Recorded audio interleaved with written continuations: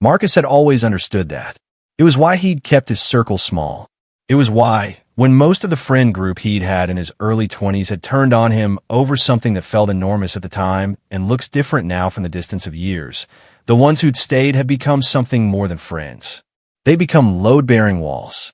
The architecture of who he was rested partly on them, on the knowledge that when things got bad, these were the people who remained. Danny had been one of those people. He'd stuck around when the others hadn't, and Marcus had never forgotten it. That kind of loyalty does something to the way you see a person. It elevates them in a category of their own. It means that later, when you have reasons to wonder, you reach for other explanations first.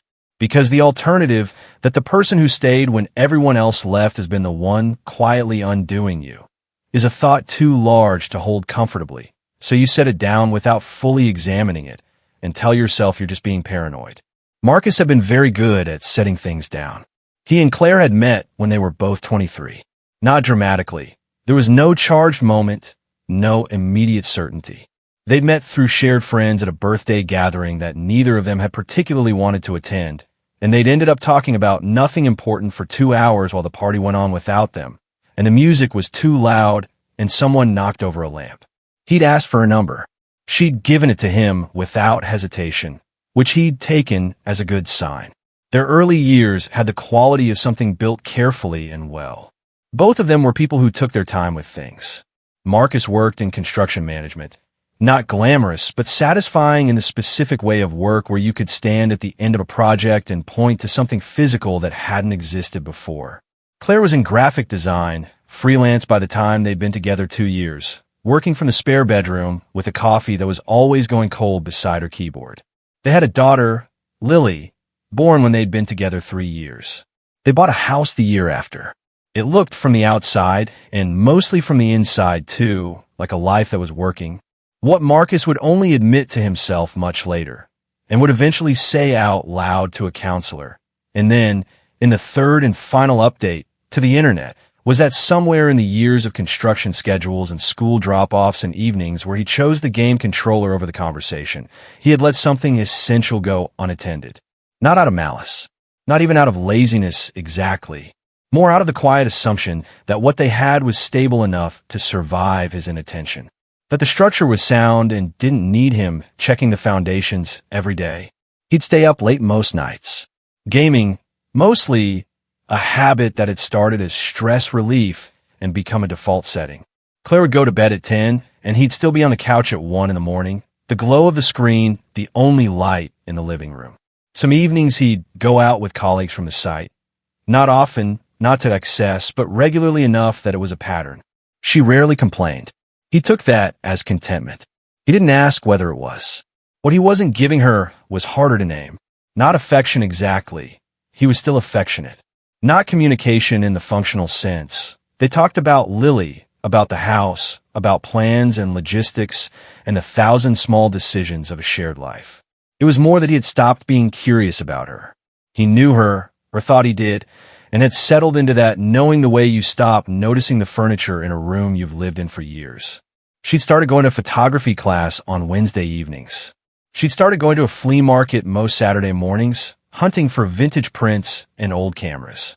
He'd known about these things, but hadn't asked many questions. Hadn't gone with her. Hadn't shown the particular interest that says not just I know you do this, but I want to know what it means to you. He'd been present, but not attending. There was a difference, and he hadn't understood it yet. The polyamory conversation had started about 1.5 years before everything fell apart. It had been Claire's idea initially, raised cautiously on a quiet Sunday morning with both of them drinking coffee in the kitchen. She'd framed it tentatively, not as a demand or a dissatisfaction, more as an exploration. She'd been reading about it. She was curious. She wanted to know how he felt. Marcus had sat with it for longer than she probably expected before answering, turning the idea over with genuine attention, and had found, somewhat to his own surprise, that he was open to it. He wasn't threatened by it in the way he might have expected. There was something honest about the conversation that he'd appreciated, the willingness to name a desire rather than suppress it, to talk about it directly rather than let it become something else in the dark. They'd moved slowly. 2.5 months of reading, talking, establishing what they each needed. then swinging, with other couples they met through apps, controlled, boundaried, everyone knowing what the arrangement was. For Marcus, this had worked well enough. The physical novelty without emotional complication. Straightforward. For Claire, it wasn't enough. She told him so, and he'd listened, and he'd worked to understand something that wasn't naturally how he was wired. She wanted connection. She wanted to know people, not just encounter them. She wanted something that built rather than concluded. He'd thought about it for 2 weeks and come back to her with his answer, fine.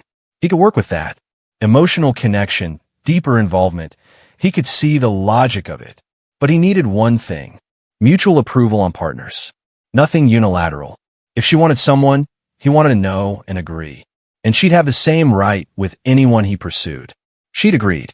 They'd shaken on it, almost with a kind of earnest formality that he would look back on with a complicated feeling that wasn't quite fondness and wasn't quite grief. Danny came back into town about a month after that agreement was made. Marcus had known Danny since they were 19, 12 years of friendship, including the period when the wider friend group had fractured and Danny had been the one who stayed. They'd fallen out of regular contact when Danny moved away for work, drifted to the occasional text and yearly catch-up. When he moved back, they picked it up immediately, the way genuine old friendships do, without the awkward recalibration that happens with people you've never really known. Marcus had been glad. He didn't have many friends he trusted at that level, and the reappearance of one felt like something restored. He told Danny about the polyamory almost immediately, not in a confessional way, more because Marcus was someone who found it easier to be honest than to manage a version of himself for different audiences, and Danny had always been the kind of friend you didn't perform for. Danny had taken it well. Better than well. He'd been genuinely interested, asked thoughtful questions, offered no judgment. They'd talked about it over beers with the easy candor of two men who knew each other well, and Marcus had felt something loosen in him. It was good, having someone to talk to about it. Claire was his partner in it, which meant his anxieties and uncertainties about it were things he managed partly alone. Having Danny to think out loud with had been, for a few months, genuinely valuable. He should have noticed sooner. Looking back, the signals had been there, and he declined to read them. Not exactly refused, but declined. A distinction worth making. He'd seen the data and chosen the more comfortable interpretation every time. Claire and Danny started spending time together around 3 months into Danny being back in town. It began naturally enough, group hangouts that Marcus was part of, the three of them at a barbecue, at a gallery opening Claire had wanted to attend. Danny was good company, and he was genuinely interested in the things Claire cared about. He went to the flea market with her one Saturday when Marcus had a site visit. He joined her photography group twice when they had open evenings. He asked about her work, remembered what she'd said last time, built on it. Marcus noticed this and felt, honestly, something warmer than unease. His friend was showing up for his wife in the ways he'd been failing to. He was glad Danny liked her. He was glad she had someone engaging to spend time with. He told himself this was exactly the kind of broadened network that polyamory was supposed to create, a web of genuine connection rather than isolated pairs. He told himself he was doing well at this. Then Claire mentioned, one evening in an offhand way that he almost missed, that she thought Danny might be someone she wanted to pursue something with. He'd felt it before she finished the sentence. A cold, specific sensation that moved through his chest before his brain had assembled the rational response. He'd sat with it for a moment, examined it. Was this jealousy? Insecurity? The fear of the veto being exactly wrong? He'd worked through the feeling honestly, which was more than many people would have done, and arrived at a clear answer. This one is different. Not Danny, he'd said. I don't want to risk what we have with him. He's not just a guy I know. He's one of the only people from that whole period of my life that I've kept. I don't want to put that at risk. Claire had listened. She'd nodded. She'd said she understood. She'd said she wouldn't. 3 months passed. Danny was around regularly. Marcus noticed, occasionally, that Claire seemed slightly different when Danny was there, more animated, more present in a way that had a specific quality to it. He noticed that she sometimes mentioned Danny in conversation in ways that felt slightly more frequent than the friendship warranted. He noticed, once, That when she came home from a Saturday morning, she said she'd spent alone at the flea market. She'd been wearing a different jacket than when she left. He didn't ask about the jacket. He noticed, then didn't ask. That was the pattern. There was a version of himself available to him, a suspicious, watchful, checking version, and he kept declining to become it. Partly because he didn't want to be that person in his own marriage. Partly because he trusted Claire. Partly because he trusted Danny in a way that felt constitutional rather than chosen. The way you trust someone who has already proven themselves in conditions that mattered. He brushed it off.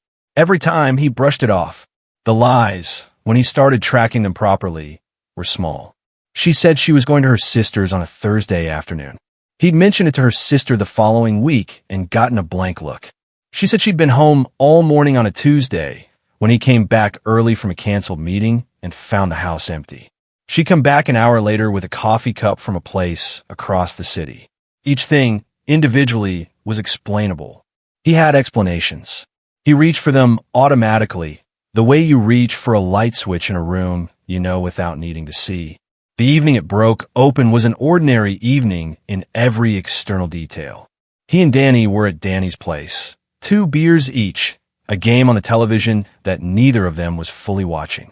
Danny was in a good mood, a particular kind of good mood, the kind that has a source, that comes from something rather than nothing. He was making comments that Marcus kept filing away as he made them, small misaligned things. He mentioned a film that Claire had been wanting to see, in a way that implied he'd discussed it with her recently. He referenced something she'd said about her photography that Marcus hadn't been told. He used her name in a way that had a different register to it, softer, more familiar. Marcus drove home. He sat in the car outside their house for 5 minutes before going in. Claire was in the kitchen when he came through. She looked up, smiled the ordinary smile of a person expecting an ordinary evening. He set his keys on the counter and looked at her for a moment before speaking. "Is there something going on with you and Danny?" Her face did something complicated. It moved through several small expressions very quickly. Surprise, calculation, the preparation of an answer, and he saw all of them because he was watching closely for the first time in months. "What do you mean?" "You know what I mean." She denied it. She was good at it, not defensively good, which would have been more suspicious, but with a kind of patient, slightly tired reasonableness that made him feel momentarily like the problem, like the paranoid one, like someone creating difficulty in a situation that didn't have any. He pushed, not aggressively. He was not, by nature, an aggressive person. He pushed with the specific persistence of someone who has finally stopped declining to see something and cannot now unsee it. He asked her directly. He named what he'd noticed. He listed the jacket, the sister, the empty house, the comments Danny had made tonight that had triangulated into a shape he could no longer ignore. She held out for 20 more minutes. Then she told him, not everything at once. The full picture assembled itself over the next 2 hours, piece by piece, each edition landing slightly differently than the last. They had been seeing each other for 3 months. She had gone to Danny whenever Marcus was away for work, which happened perhaps twice a month. They had been physically involved. More than once. Marcus sat with his hands flat on the kitchen table and listened. He had thought he knew what betrayal felt like. He'd had friendships end badly. He'd had disappointments of various kinds. He'd been let down in the way everyone gets let down by life at various intervals. But this was different in kind. This had a specific weight to it that came from the compound nature of the betrayal. Not just his wife, not just his best friend, but both of them simultaneously in a thing they had built together. He'd told Danny about polyamory in good faith. He'd shared the private architecture of his marriage with the one person he trusted enough to be honest with. And Danny had taken that information and used it as a floor plan. He called Danny that night. The conversation was brief and unsatisfying in the way of conversations where one person arrives with more feeling than the other has capacity for. Danny said he was sorry. He said he hadn't planned it. He said he knew Marcus was going to be angry, and he understood. Marcus sat on the stairs and listened to his oldest friend not quite take responsibility for the thing he'd done and felt the friendship end in real time, not with violence, but with the quiet finality of something that has been structurally compromised and can no longer hold weight. He said, "I told you I wasn't comfortable with this. I told both of you, and you both nodded and did it anyway." Danny said he knew. Marcus hung up. The days immediately after were the worst kind. The kind where you have to continue performing the functions of ordinary life while something fundamental has been taken apart inside you. He took Lily to nursery. He went to work. He managed site schedules and subcontractor calls and the 1,000 mundane demands of a job that didn't pause for personal catastrophe. He came home.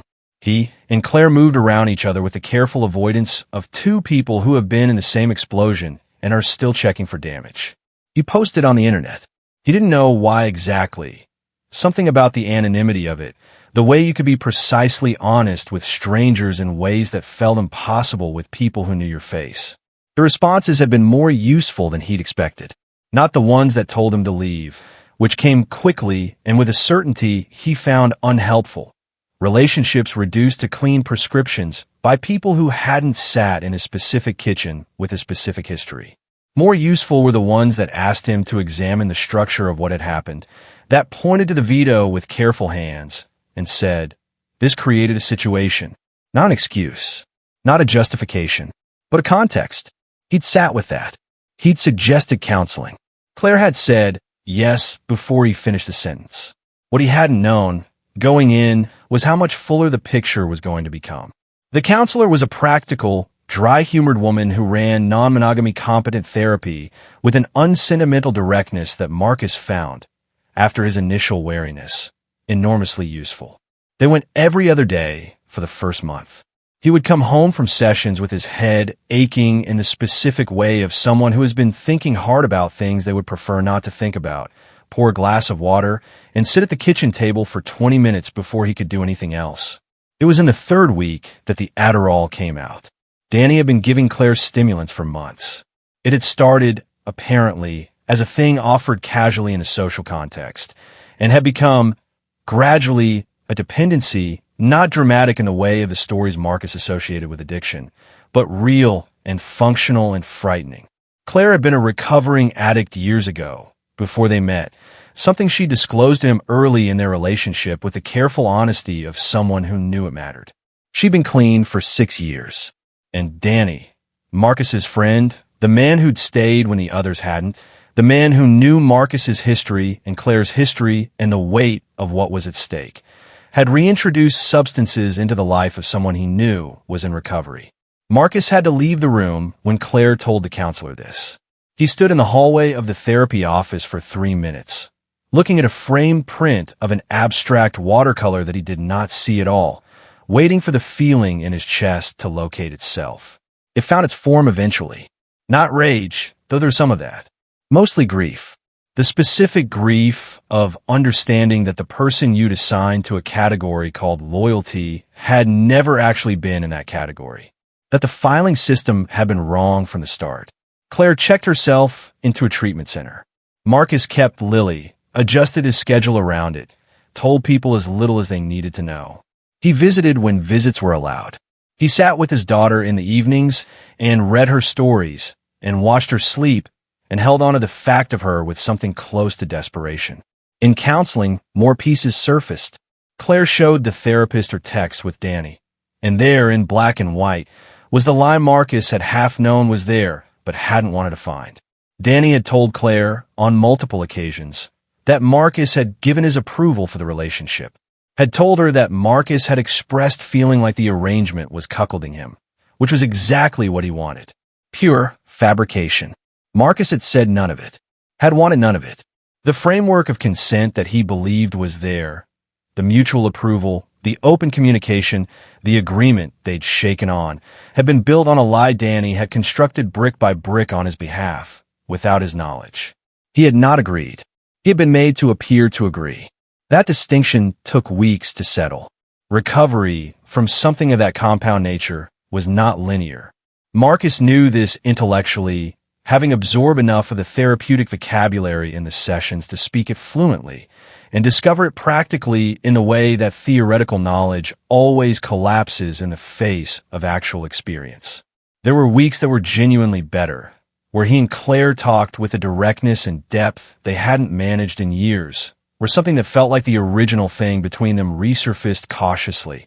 And then there were single hours that undid everything, that sent him back to the kitchen table at 11 at night with his hands flat on the surface and the whole weight of it back on his chest. He stopped gaming at 1 in the morning. That was small, and it was not small. He started going to bed when Claire went to bed. He started asking her on Saturday mornings if she wanted company at the flea market. She looked at him for the first time he asked with an expression he hadn't earned yet, something between hope and wariness. And he understood that he hadn't earned it and would have to earn it, and that was fine. That was appropriate. He had not been automatically the good guy. He understood that now, and the understanding was neither self-flagellation nor excuse. He had been someone who let his marriage run on cruise control, while his wife became progressively more invisible to him. He had been present without attending. The infidelity was Claire's choice and Danny's manipulation, and neither of those things was his fault. But the conditions that had made the marriage cold enough to leave through a back door, those he'd contributed to.